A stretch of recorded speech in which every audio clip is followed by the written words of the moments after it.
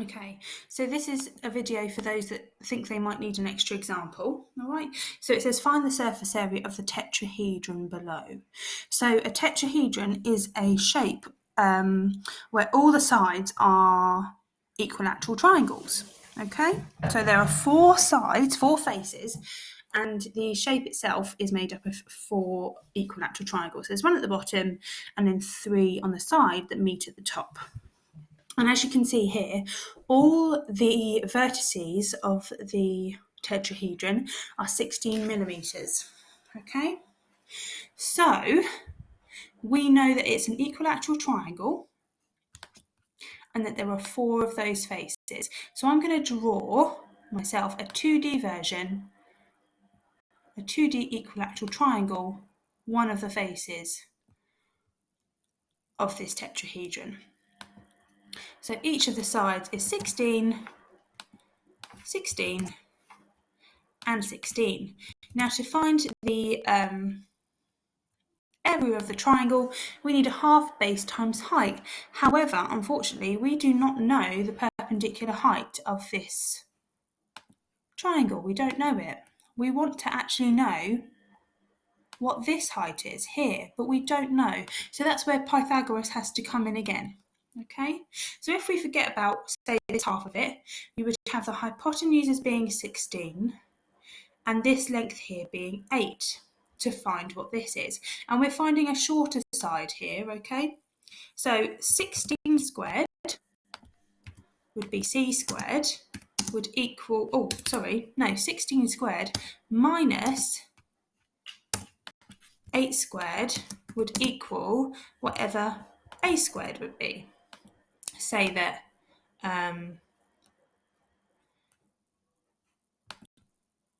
this side here was A, it was B, this side here was A, and this side was C.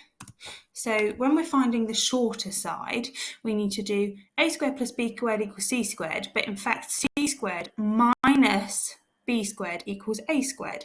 So that's why you're finding the shorter side here.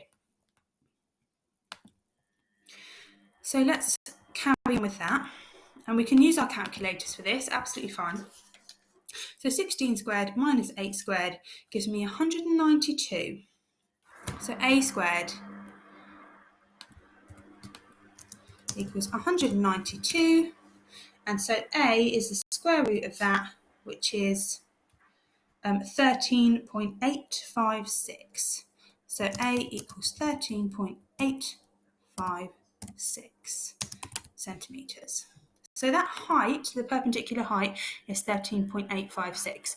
So now we can find the area of the triangle. So the area is a half times by the base, which is 16, multiplied by the height, which is 13.856. Typing that into our calculator gives me 110.851 centimetres squared. So that's the area of one. Oh no, it's not centimetres, is it? Millimetres. Millimetres squared. Let me get rid of that as well. Okay, so we found the area of one of the triangles. We now need to find the total surface area, so that means multiplying that number by 4. So total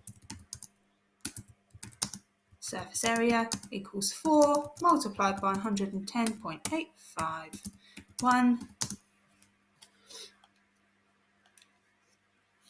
which will do to one decimal place 443.4 millimetres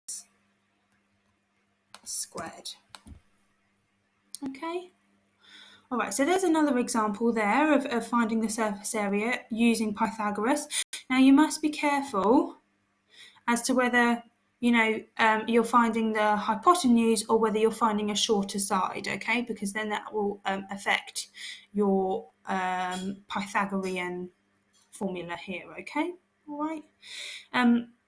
Any questions, again, please let me know, and I can send you a quick picture of any working or anything like that. Remember, I'm here to help you. I'm here pretty much all day, okay? So give me something to do, all right? make sure that you ask me for help on any of these questions, okay? And I will really do my best to do a good drawing or a good explanation for you, okay?